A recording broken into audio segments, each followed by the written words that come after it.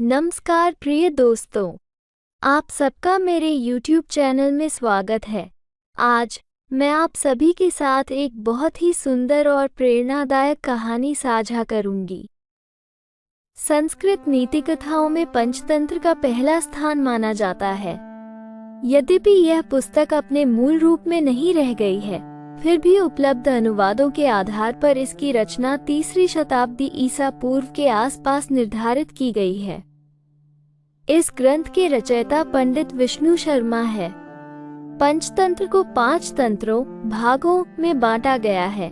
मित्र भेद, मित्रों में मनमुटाव एवं अलगाव, मित्र लाभ या मित्र संप्राप्ति, मित्र प्राप्ति एवं उसके लाभ, काकोलुकियम, कौवे एवं उल्लुओं की कथा, लब्ध प्रणाश, हाथ लगी चीज, लब्ध का हाथ से निकल जाना, अपरीक्षित कारक, जिसको परखा नहीं गया हो उसे करने से पहले सावधान रहें, हड़बड़ी में कदम न उठाएं।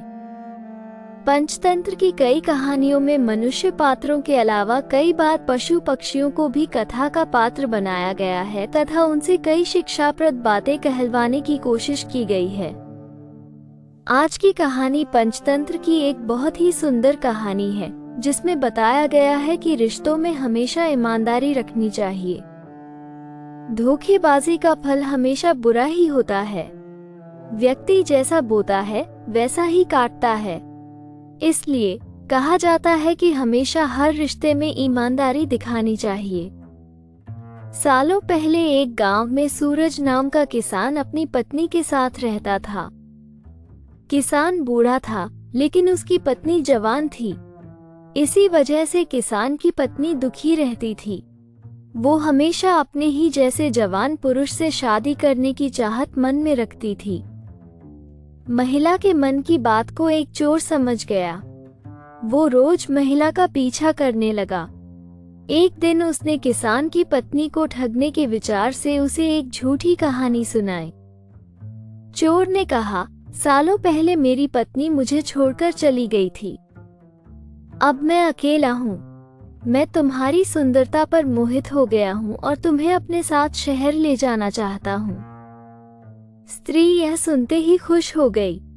वो फटाफट बोली, ठीक है, मैं तुम्हारे साथ चलूंगी, लेकिन मेरे पति के पास बहुत धन है। पहले मैं उसे ले आती हूँ।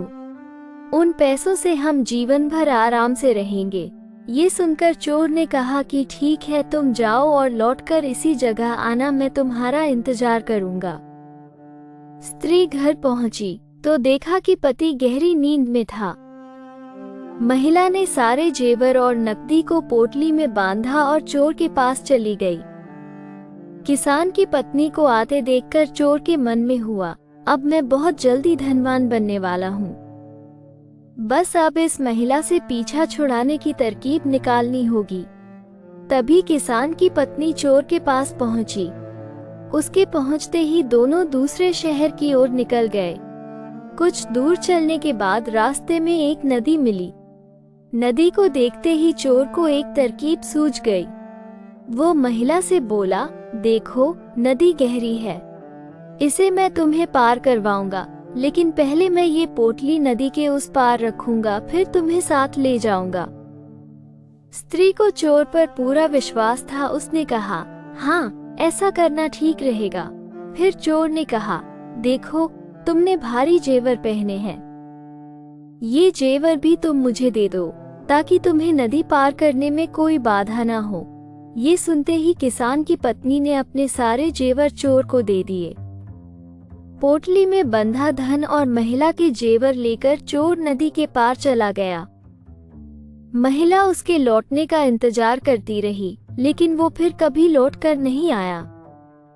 अब महिला को बहुत दुख हुआ और उसकी आंखों से आंसू बहने लगे, लेकिन पछतावे के लिए तब तक बहुत देर हो चुकी थी। उसका सारा पैसा और जेवर लेकर चोर जा चुका था। मुझे आशा है कि आप सभी को यह वीडियो पसंद आया होगा। अगर पसंद आया तो कृपया लाइक करें और ज़्यादा से ज़्यादा शेयर करें। यदि आप इस चैनल पर नए हैं तो कृपया इस तरह के और वीडियो के लिए कृपया सब्सक्राइब बटन दबाएं, बेल आइकॉन पर क्लिक करें। वीडियो देखने के लिए धन्यवाद।